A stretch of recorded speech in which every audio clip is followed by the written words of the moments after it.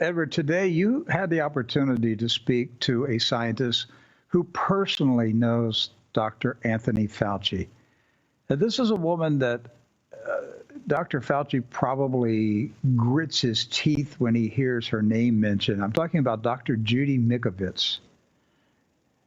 Tell us about Dr. Mikovits, and go ahead and introduce the interview that you recorded just a few hours ago. So Dr. Mikovits is renowned in the field of molecular biology. She has authored 2 books, one, Plague of Corruption, Restoring Faith in the Promise of Science. And this is the book itself that detailed that you should always question public officials, especially in the NIH. And this comes from a former employee at the NIH. Rick, when she came out of college, out of a postdoctoral program in 1980, she went straight into the NIH. In this postdoctoral scholar of molecular virology, she worked actually under Dr. Anthony Fauci. And as it turns out, in her research about the retrovirus, retrovirology, and work at the NIH on this subject, she was not only stonewalled, but she actually got the research stolen from her by Dr. Fauci, given to a friend of his to publish, to claim now basically the beginning research, the announcement of HIV. Up until this point, it wasn't considered to be HIV, or now we know the further version of AIDS. This is the researcher, the scientist who worked on that first basic studies to look into that virus. And Rick, her experience, her run-ins with Dr. Fauci, they haven't just been bad, haven't been awful encounters. She feared for her life at 25 years old when she got a phone call from Dr. Anthony Fauci 1 year before he became the director of one of the NIH's key departments. Okay, that is the department for the agency's disease response. Okay, this is what the part that we talked about with the funding. The same department he used to fund the Wuhan Institute of Virology was the department that he inherited 1 year after stealing the research from this doctor. Rick, what you're about to hear is a first-hand account of who Dr. Fauci is and his real history, the real resume before becoming America's most favorite and known doctor for coronavirus. All right, let's watch it. This is Dr. Judy Mikovits. Dr. Mikovits, you have decades of experience researching viruses for the U.S. government. And it turns out, during that career, you've had several troubling encounters with Dr. Anthony Fauci, President Trump's scientific advisor on the coronavirus and the current director of the National Institute of Allergy and Infectious Diseases. Can you tell our audience about your fateful conversation with Dr. Fauci in 1983 and why that conversation bears incredible relevance to his advice today on the pandemic?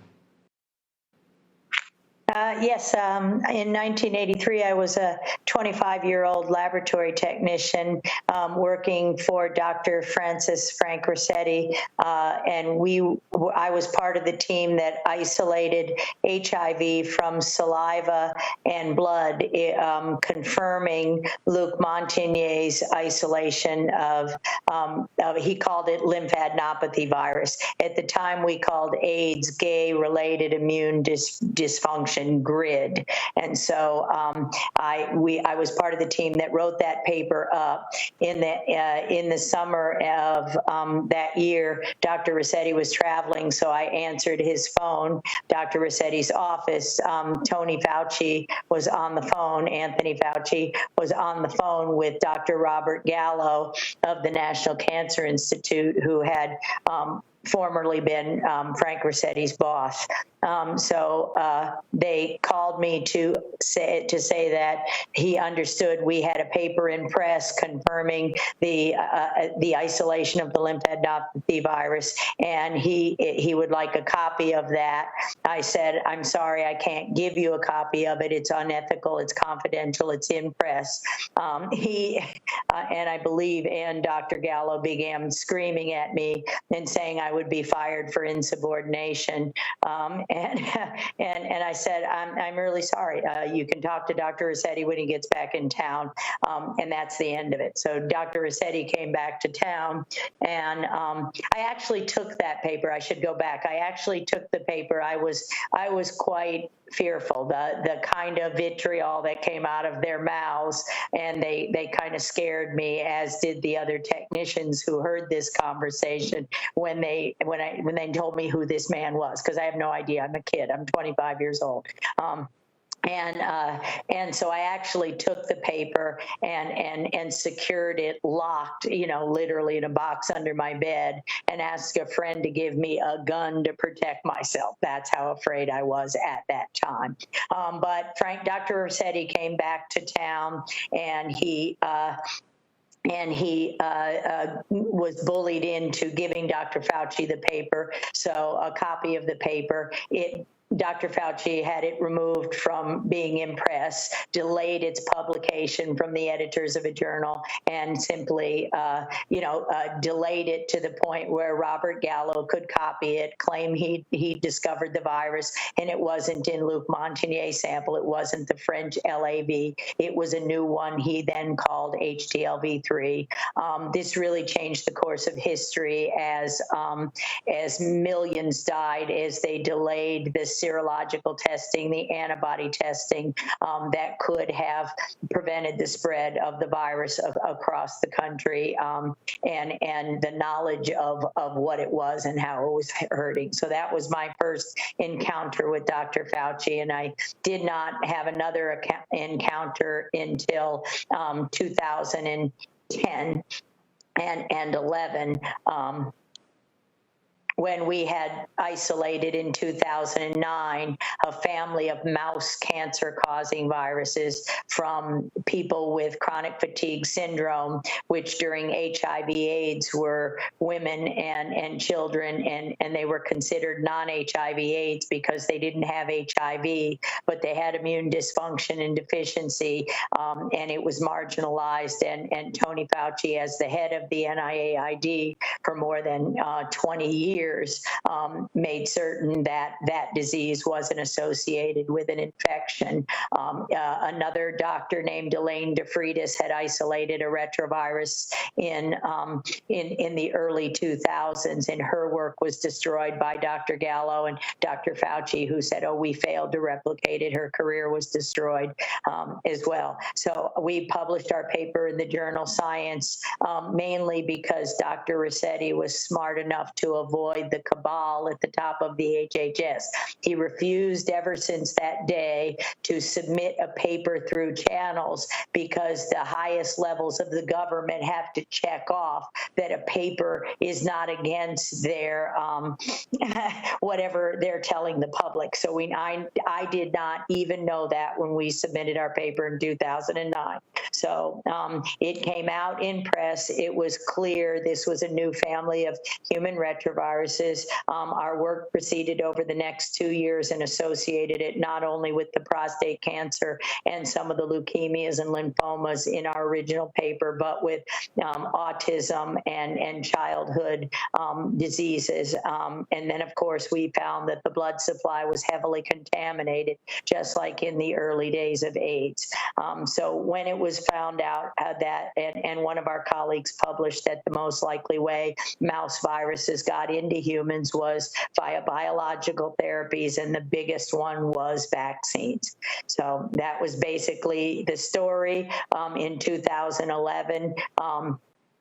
Led by Tony Fauci and the NIAID, we had a $5 million grant that I had received before our paper published, and basically under the direction of Tony Fauci, because I wouldn't cover up the data, because once again I refused to say the data weren't real. He initiated a bunch of fraudulent studies and had them published in journals in which his colleague was an editor, so that they could say that all these negative studies weigh in that you didn't discover it at all, when the data kept coming up right and true, and I refused to renounce it.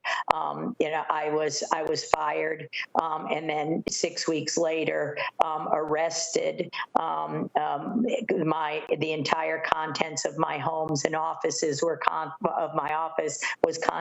confiscated under the direction of Tony Fauci. I only learned much later when. And all of my computers, all of my papers. I was removed from all of my grants as the principal investigator. My funding ruined. I still refuse to renounce the data that the blood supply was heavily contaminated, and likely vaccines were driving this epidemic of disease caused by this HIV mouse retrovirus that we now learned was aerosolized. Now cancer could cough through the air, and that was kind of the last straw. So I was held in jail. Fauci was directed by Francis Collins September of 2010 at a meeting at the NIH Clinical Center. He was directed to fund a large multi-center study to find out where the virus was, what the detail was, because the blood supply of London was also contaminated, and it appeared the virus had spread around the world almost certainly through contaminated cell lines and things like that, because all of our research is mouse cell lines. So, and people were getting sick, and this is what we grow our vaccines in. So Tony Fauci put I guess he told me I was forbidden to go to NIH as enlisted at NIH in the laboratories, that I was a fugitive from justice. And that so I was arrested on my home ransacked November 18th when this study was due to be published. November 18th, 2011, I was arrested without a warrant, without any due process. I was said to be a fugitive of justice. There was no charge. My home was ransacked and searched. I was held in jail for 5 days without bail. And with a bail hold on, that if I simply signed what was basically a confession, that I'd done the whole XMRV thing for my greater glory, and I'm not even sure for whatever reason, and that if I signed this apology to the patient community in the world, I would be released, I don't even know what else. I think the end of the apology said I would spend the rest of my life doing honest research, and my reply was, I've spent my entire life doing honest research, and I just as soon die as, you kill me, but I'm not signing that piece of paper. So they carried out their threats all along while I was held in jail. The editors of Science lost confidence in me. The paper was forced retracted, and over the next a year and a half, the data for the multi-center study was done by me and Dr. Rossetti, with me on the telephone, telling him which picture under the microscope is virology, doing everything we can to make sure that the study got done, because we knew our work was right and true. Dr. Varmus insisted that the infectious molecular clone be put in the study, and the importance of that is that's fraud. You can't put something in to contaminate, and it was agreed in the study not to do that. So when, against all odds, we found positive samples in December or whatever year, Tony Fauci basically stopped the study, said stop wasting NIH funds, and published a paper that was fraud, saying no XMRV was found, and that was the end of my career as I knew it. All the people were paid off, including Ian Lipkin, and everybody was given, the grants, and the study went away. Dr. Mikovits, I want to apologize to you about the American people. But what you just detailed is the wildest international medical scandal I think I've ever heard. And you heard alarm bells going off. I think there should be alarm bells going off in every house in this country right now. If even a percent of what you just said is true, and it all is true. I've read about this story, did not hear it, connect to it until you personally said it right now in detail, just the pain and crazy torture you went through for trying to do your job, to tell the truth. And there was a lot in there. The audience, I think, has to realize that this began right before Dr. Anthony Fauci became the director of the National Institute of Allergy and Infectious Diseases. That was in 1984, the position he holds to this day. And you noted that your funding was cut. In the case in 2011, it's really interesting because that same funding would have been pulling from the same pot of money that ended up going, according to reporting from Newsweek, Breitbart now, and other outlets on the subject of the Wuhan Institute of Virology, that same money, the $3.7 million grant, which was then re-upped according to the now reports from Newsweek, it's upwards of $7 million plus, went through EcoHealth Alliance to this Wuhan Institute of Virology. That money was spent on gain-of-function research for the coronavirus with bats, but your research, life-saving research, was cut off, and your life and career were tarnished.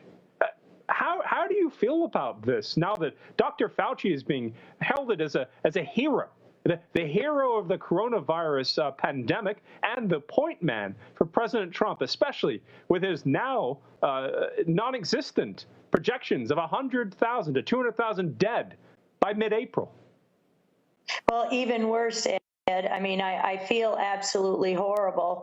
That's why we memorialized all of this in 2 books over the last decade since this happened, and all of it is on tape, and every word of it is provable, and they've never said a word about it, because after they published that fraudulent study in October of 2012, Dr. Fauci awarded Ian Lipkin, the director of the study, who participated in this commission fraud, $34 million grant to start the Center for Discovery and Diagnostic. And parts of that money went to Dr. Barrick's lab at North Carolina to literally, and a paper was published about the epigenetics of the coronavirus and all of the disease signatures. This is not a coronavirus. It's the retroviruses, and they're covering it up. He's not a hero. It's the retroviruses. Coronaviruses don't do what the clinical data say they're doing, and it's my belief that they're destroying the evidence, calling everything COVID-19, making sure they vaccinate everybody, and they will kill the people that they've injured with these vaccines for 4 decades. They will kill the HIV positive. They will kill the people, the children. They will kill the old people who are harboring these viruses and these horrible diseases, chronic diseases, 32 of which, cancer, autoimmune disease, all associated with the retrovirus, the animal retroviruses. This is the true zoonosis that is jumping into people. So out of pigs, out of cows, out of dogs, out of, just like the coronavirus came directly from Fort Detrick. Tony Fauci funded it